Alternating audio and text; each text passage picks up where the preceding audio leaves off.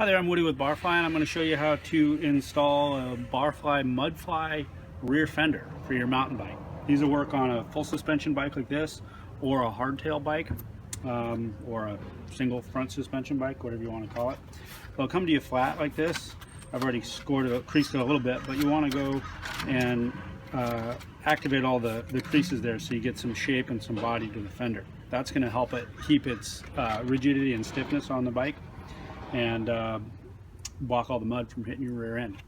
Once you've got it scored and got it some shape there, match up these two on either side and then put a zip tie through it, and that's going to be part of how you mount it to your bike. Do that on both sides. Doesn't matter which direction you go with the zip tie, but that helps tie the fender together as well as give it its necessary curve or break in the middle there. We'll install the other two zip ties on the center set of holes here, and these will go across your brake bridge, or in the case of this bike they'll just go back across to the seat stays, if you will. Those are installed or put on into the fender. We'll wrap them around the seat stays here. I'm going to be careful not to wrap up the brake hose here, so that we're going just around the frame tube.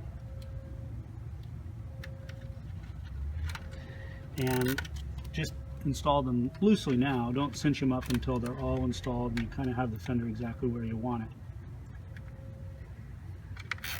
it. Let's get them around the seat stay here on either side. Again, we're just installing them loosely. Watch out not to grab the, in this case this bike has a shift cable on this side, so we'll get that under that, so we're only going around the seat tube. We'll just tighten these up incrementally on each side. Make sure that the fender stays centered in there, and that's ultimately it. It's on there, it's tight, it's up near the wheel. We're not getting any interference with the siping on the tire. And with this bike it's great because it's going to cover all your pivot points and keep the mud and gunk out of there. It's also going to cover a big portion of your drivetrain. And with some bikes, depending on where the fender comes relative to your front derailleur, if you're running a front derailleur or your chain, this material is easy to cut with a pair of scissors, so it can be cut to fit as well. So each given bike and the way the geometry may work, you could have some interferences, but feel free to trim the fender to your liking. A pair of diagonal cutters, maybe a good pair of scissors, easy to trim the zip ties, and there you go.